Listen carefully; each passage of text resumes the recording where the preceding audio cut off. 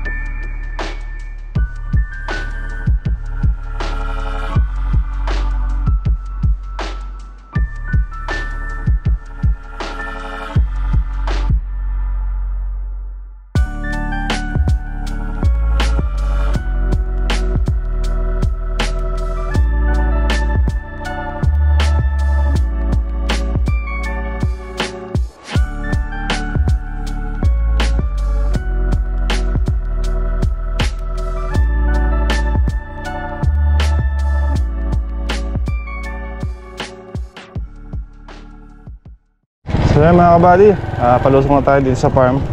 At muntik nang mauna sa atin yung mga mamimitas ng kalamansi. Napalaban yung motor nila. Umulan kasi kagabi mga kabady, mapapansin nyo, may danaw yung daan.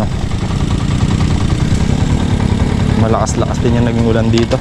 Sa bari din kasi mga kabady, malakas siguro mga 1 oras din ang tinagal. Kaya goods, at hindi na tayo magpapatubig ng kalamansi sa kapalay. Ito yung ulan na kagabi.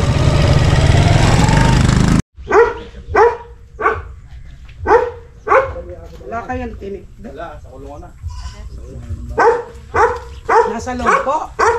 Hindi kayo tumalong yan. Walong araw pa na. Badi, naginit si kakana ng tubig. Muntik na nasilong yung kahoy Tubig na lang. Sana naman. Ay, para pagpusok-pasok dyan. Ka! Sabi ko sa'yo Oo. Marami nga tayong kahoy, basa naman. Prepare na yung kape natin at magkakape muna tayo mga kabady. Andiyan na rin mamimitas, nag-start na sila dun sa dulo.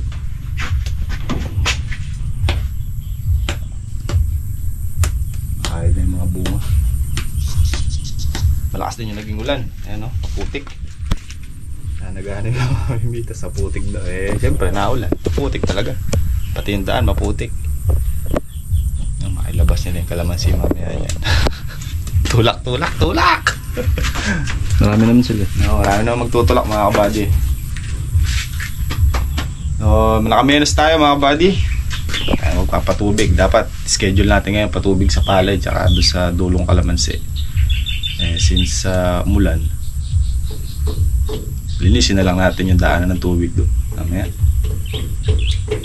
Para walang nakabarad doon sa daloy ng tubig. Kusan tayo nag-aandar ng Voltron. Kaya mga buddy, hindi naman ikakayo kahoy. Halo-halong basa.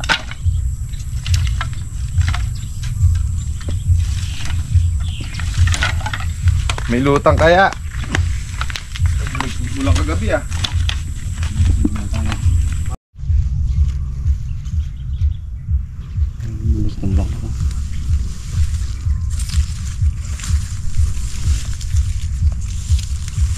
Pwede na mag-spray. Nasa pala yung gamot. Yung mga nakabang mo. Ayun, nakabang. Oh.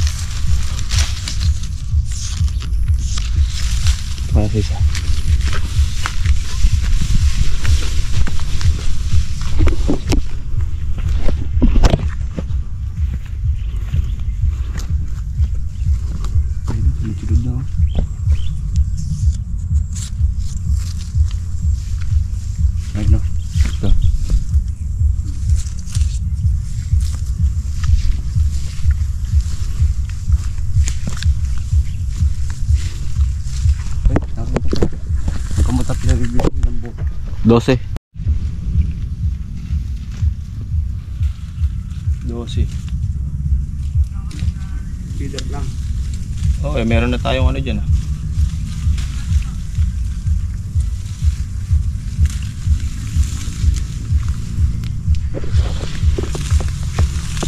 Okay lang red bag kaya Bi. Yung kanilang pulot. 10.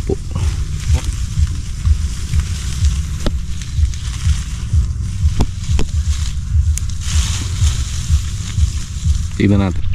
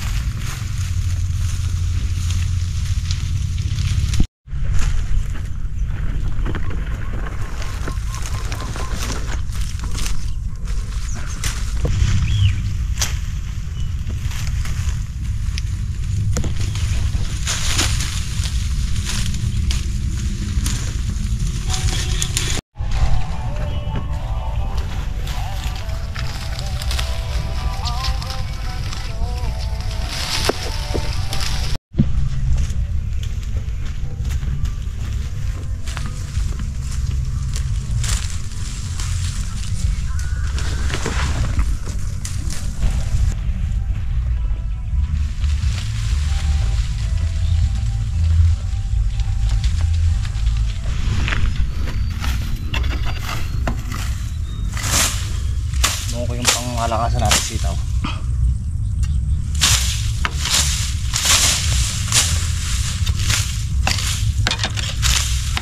Maginay mga kabady.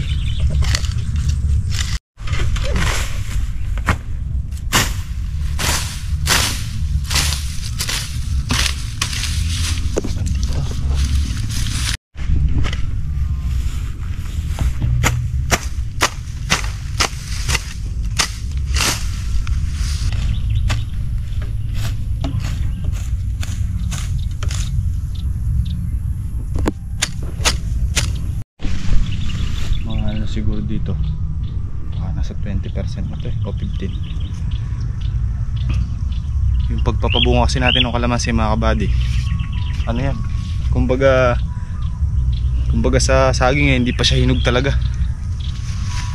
Kaya kung makapagpalabas man tayo ng bulaklak swerte. Ngayon kung hindi, kaya nasabi ko nung una, trial and error lang tayo mga kabady. Pero may lumalabas naman na. Sa tingin ko yung bandang puwitan na to nasa 15% na. Ang inaantabayan na natin yung dun sa may bunga dun. Kaya pagkano pwede na tayo mag-start, mga 1 week pa pwede na tayo mag-start mag-spray. Doon na tayo bibilang mga kabady. Every other day tayo mag-spray ng kalamansi. After na dito, pakita ko sa inyo yung mga bulaklak ng mga kalamansi dito mga kabady. Buti natin. Dito meron na rin dito mga kabady, siguro mga 5 to 10% na mayroon ng bulaklak dito. Ito kasi mga 15 days makita natin yung resulta. So ito may mga bulaklak na yan dami. Tapos dito yung iba halos palabas pa lang. Ayan ito, kagaya nito halos lumalabas pa lang. Ayan, dami yan. Nalusaw na yung pataba natin dito. Ito mga kabady, tinan nyo. Ayan palabas ng bulaklak. Tapos ayan sa mga 5 to 10%. Pagka mga 15 to 20% na yung labas bulaklak nyan, mag-start na tayo mag-spray.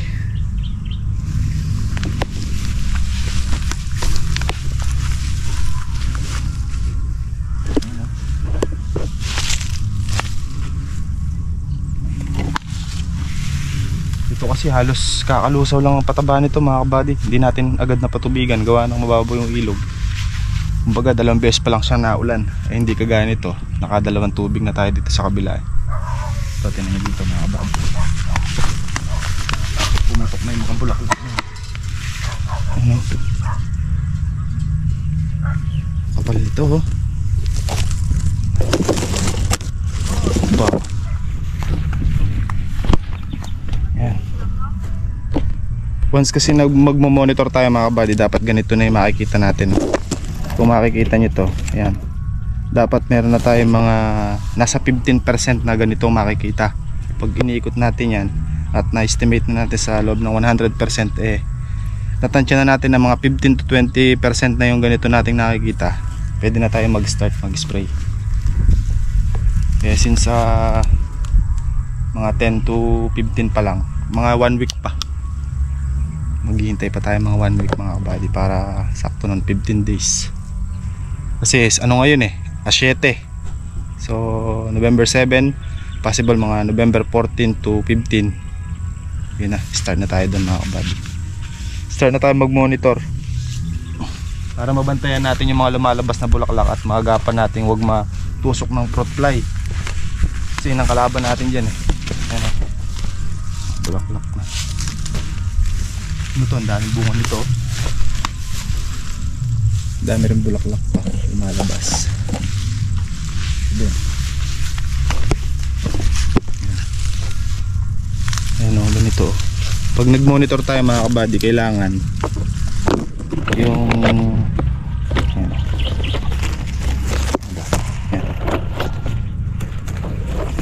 Ang diskarte mga kabady sa pagmamonitor ng bulaklak para hindi tayo maligaw o malito, kasi nakakasilaw yung araw, di ba? Kailangan yung medyo padilim, yung mga 6:30 hanggang alas 7 ng gabi. Tapos may dala tayong flashlight. Pa-flashlightan natin yan, ikutan natin yung mga yan para makita natin yung mga ganito kaliliit ito. Makikita sa camera natin yan. Ayan, ito. Tinuturo nung pantabas natin. Ayan, ganyan. Yung mga ganito. Ganyan. Yan yung mamonitor natin. Yan yung titingnan natin kung nasa 15 to 20% na yung nakalabas. Kasi pag maaraw hindi yung masyado makikita yan pero pagkagabi, pag nag-monitor tayo mga kabady, pakita ko sa inyo, gabi may dala tayong flashlight, kitang kita natin yung mga puti-puti na yan, pati yung mga gilid-gilid na ganyan makikita natin yan kung meron na nakalabas. Pagka kasi maaraw, so doon nakikita naman pag maaraw, kaya lang iba pagkagabi mga kabady na talagang yun lang yung halos makikita mo kasi lulutang siya sa kulay na green, lulutang siya kasi puti. Ito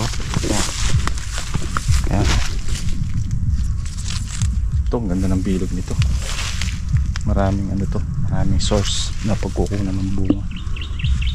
Marami naman din bunga mga kabady, mga bunga siyang ganito, natusok na to. Ito yung itsura niya, parang alien. Ayan, bulaklak pa lang yan, natusok na. Tusok na ng fruit fly. So, maraming rin lumalabas mga kabady. Ayan o, dami nito. Tignan mo, B. Ayan o. Ilang yan, ayan pa. At ayan pa. At eto pa. Diba? Ito dito, B. Nakita mo. Ayan, yung mga dapat nating i-monitor. Ayan o, ang dami nga nito. Tignan mo ba ito? Ayan o, tignan nyo dito sa kilikili niya. Ayan, makikita nyo yung tatlo na yung bulaklak na yan mga kabady.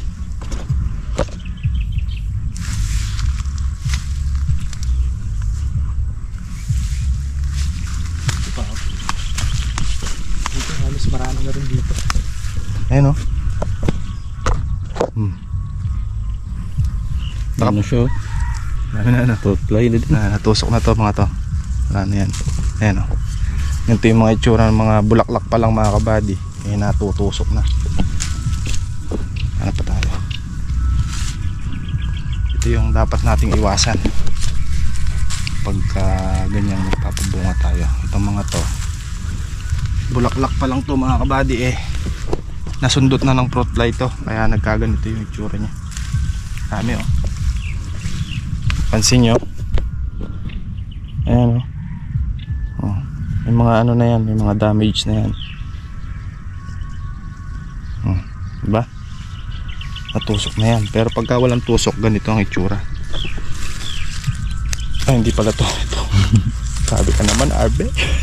Kaya mga ganito, mga walang tusok.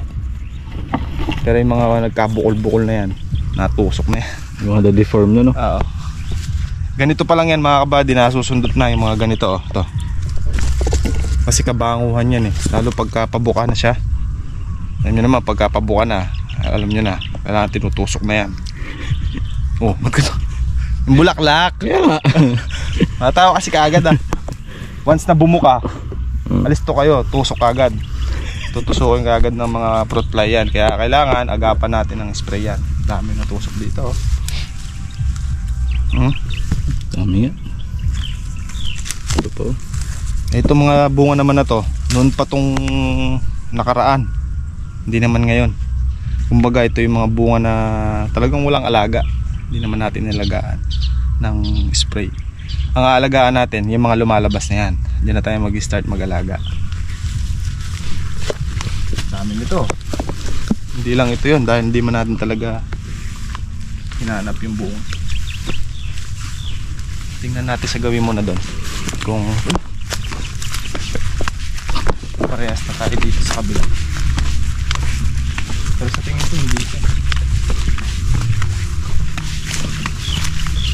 Dahil nitong dito, parting gitna wala pa masyado. Although may pailan-ilan. Ito, pailan-ilan pa lang mga kabal. Kaya kumbaga sa 100% nasa 5% pa lang to. 5 to 10% na may nakaabang na bulaklak. Ito, daming ano, dali ng fruit fly. Yun pa yan, mga... Pero pag nakapagpalabas tayo ng ganito kakinis na bunga, oh, ganyan kaganda, ganyan kalalaki. Sa pagpapalaki naman, tsaka sa pagpapa wala nang problema dun eh. Kaya nating palabasin yung, kaya natin palakihin ng ganyan yung bunga niyan. Ang problema lang natin, pagpapalabas ng bulaklak. Pero may lumalabas naman na mga kabady. Kumbaga, hindi pa siya ganun karami. Pero darating tayo doon. Hintay pa tayo mga 1 week. Dito halos konti lang din. Dito gaya doon sa bungad doon. Pero may mga nakamold din na sa baba. Ito. Mga ganyan. Ito pa. Ano pa to? Nasa under monitor pa tayo dito mga kabady. Monitoring. Surveillance pa eh. Surveillance camera pa tayo dyan.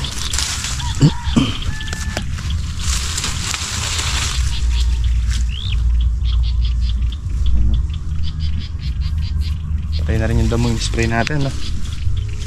Yung tama, lusaw na rin yung bataba.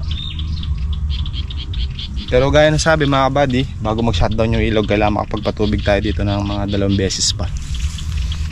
So kung makikita natin si Benji, sa tingin ko pwede na araruhin yung gitna nito. Kasi tagos naman yung basa, oh. Ito mo yung basabi sa ilalim. Tagos naman. Ayan, malalim na yan, oh. Pero basa pa rin, oh. Tagos ang basa sa ilalim. Ayos. Para nasa ganun makapagpa-reserve na tayo ng punla nating papaya. So dito sa kalamansi natin dito sa Lakapam Extension, nasa 5% na.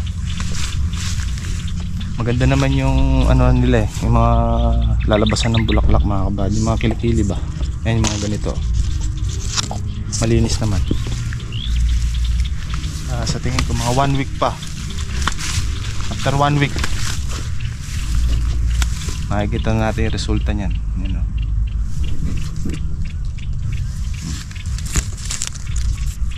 Marami pa lalabas yan. Kailangan kasi pag nag-apply ng pataba, huwag tayong magpapahuli. Bakit mga kabady? Kasi pagka once na ganito yung bulaklak niyan, once na ganito yung tsura ng bulaklak, at saka pa lang tayo sasabog ng pataba, mahuhulog yung mga yan, mahuhulog. Kaya kailangan pagka ganito na itsura ng dahon, yung mga ganito, ganyan na itsura, yung dark green na siya, yun pwede na nating sabugan ng pataba yan para saktong lalabas yung bulaklak, tumatalab naman yung pataba natin. Kaya nung sinubugan namin yung mga kabady, talagang wala pang nakalabas na bulaklak o wala pa nakamolde, wala pa siya kahit ganito. Wala pa yan kahit ganyan. Kaya kung papasin nyo, wala masyadong bunga na gabutil ng mais. Kailangan natatimingan din. Pero sa tingin ko naman mga kabady, yung sinabog nating 30 bags sa lahat, sa tingin ko naman may resultang lalabas na maganda-ganda. Kasi umpisa pa lang, nasa ano na tayo, mahigit 1 week ng pagkakasabog ng pataba eh. Medyo maganda-ganda na yung performance na nakikita natin. Mamaya doon tayo sa may kabila, yung malaking kalamansi. Pusin ko lang itong damo natin sitaw.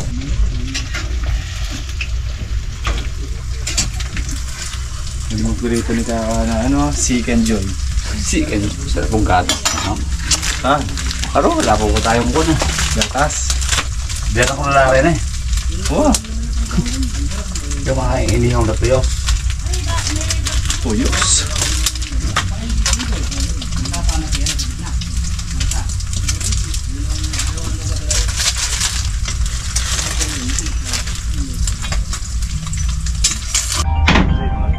Ayun, para nakakuha na. Mga tana, mga bali. Ayaw kumain ni Bossing, siguro ayaw magpakain sa kanila. Anak ko. Ano na, ay, plato. Saan may bibo eh? Lumuwi ko sa amin. Perahin mo na lang. Ako wala naman kayo kasi pwede naman ko ikaltas na Tuloy kita mag-vlog. Ano bang meron Bossing fiesta? Eh, Birthday na ako niya. Birthday na ako. Ay, bukas tayo kumbitado kayo. May birthday doon na anak niya. Yung... Ay, pala may birthday. Hindi, yung panganay ko, tsaka yung apo ko. Yung